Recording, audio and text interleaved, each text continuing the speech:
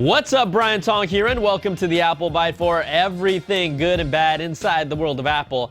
And the big story this week is all iPhone talk from our friend KGI Securities analyst Ming-Chi Kuo, who recently broke down what he expects the next iPhone to have. Now, he's had a pretty solid track record up to this point, and if he's right, this isn't just a minor upgrade, this is a full overhaul. Now, Kuo predicts the rumored iPhone 6s and 6s Plus will bring a forced touchscreen with more input methods and gesture control support. It will also be equipped with an A9 processor with 2 gigs of RAM, bring an improved 12-megapixel camera, and add one microphone near the speaker for enhanced audio quality. The two screen sizes will remain the same, and there will be no 4-inch option. It will also have improved Touch ID recognition, and if drop test issues can be resolved, he says a limited number of the 6s Plus will have sapphire screens. He also says the bend gate issues will be improved with different casing materials and improved internals. There will be a rose gold color option to match the current Apple Watch edition that everyone is buying. I mean, come on, it's just flying off the shelves. And it's expected for mass production to start in mid-August. Now, there's no word on what Apple will call the new phone, but come on, guys. This one's pretty easy for me. Call it the iPhone Success. Yeah, you like that? You can thank me later, Apple. All right, another Apple gadget we're keeping our eyes on is the iPad Pro, and we alluded to a forced touchscreen on the product last week. Now, the Korea Times is reporting that Apple just requested silver nanowire material samples for thinner touch panels from LG Display, Samsung Display, and Japan Display. Now, this specific type of panel is really more flexible than current touch technology. It's created from a mesh of silver wires that are about 1 nanometer in diameter. The material is really clear, and it doesn't require additional sensors to determine your touch location. Now, really, all of this adds up to support chatter that Apple will be bringing Force Touch to the next iPad.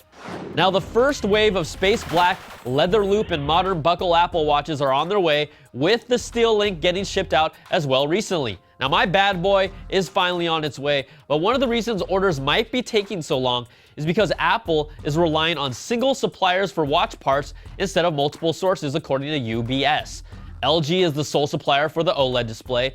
TBK is the only company providing the touch sensor and lamination, and then you have USI Shanghai responsible for the systems and package, including the processor and memory. Now, this could point to Apple being very tight right now because it's a brand new product launch, but it also affects how many units they can pump out.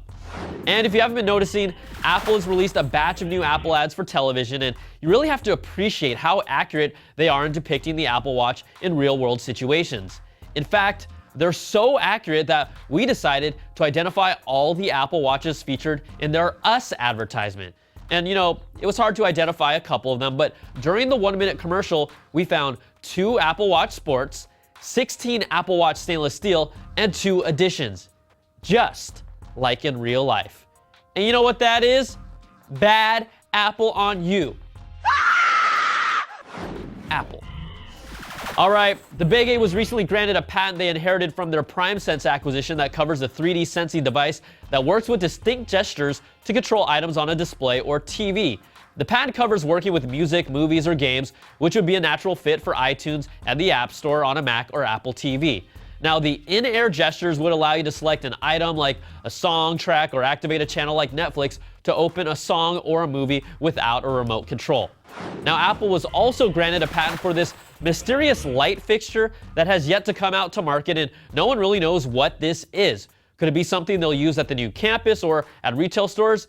It's truly a mystery, and the patent offers no information on the nature of the design, so it's pretty light on details. Oh no, he didn't. Oh yes, I did. And I love covering the gadgets that are connected to the Apple ecosystem, so I had to show you this. Meet Lily, the first point-and-shoot camera of drones. Well, let's just call it a throw-and-shoot. Boom! Mind blown! Now, this is just amazing stuff. It's a self-flying drone that pairs with a beacon you wear on your wrist, and it follows you to capture footage with a 20-minute battery life.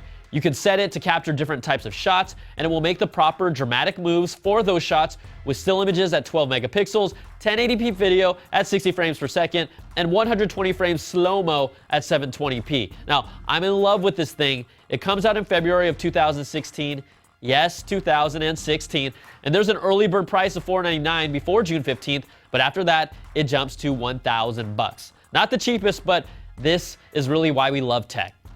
All right, that's going to do it for this week's show. You can email me at theapplebite@cnet.com or tweet me at Brian Tong.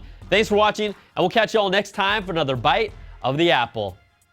Oh, hold on. One more thing. Let's go, Warriors! Let's